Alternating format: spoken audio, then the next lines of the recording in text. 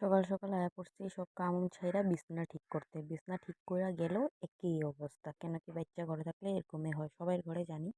আমার কুঁচায় গেছিল বিছনাটা। আবার টান টান করে ঠিক করছি। এদিকে পুতুলটার অবস্থা দেখো বন্ধুরা। ছিঁড়া, মানুষে ভাববো ছিঁড়া পুতুলটারও সাজায় রাখে। হ্যাঁ, আমার ভালো লাগে এর লেগে আমি সাজায় রাখি। তারপরে এখন বিছনাটা ঠিক করে নিয়া এখন যামু অল্প বাইরে। বাইরে ওয়েদারটা দেখতে। আর ওয়েদার দেখতে দেখতে দেখি ফুলগুলো এত সুন্দর ফুটছে। আমার খুব ভালো লাগে।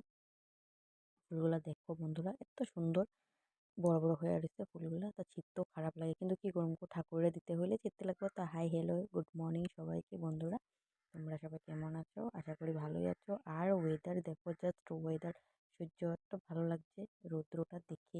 তো ঠান্ডা দিনে এই একটা জিনিস কি ভালো লাগে, রৌদ্র তাপ নিতে খুব ভালো লাগে।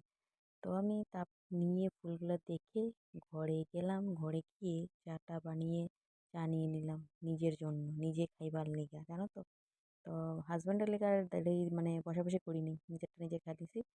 কেন কি ও আইতে দেরি হইব, মেয়েটারে অল্প স্কুলে দিতে গেছে, তো জানি অল্প গপসপ মাইরেই আইব স্কুল থেকে।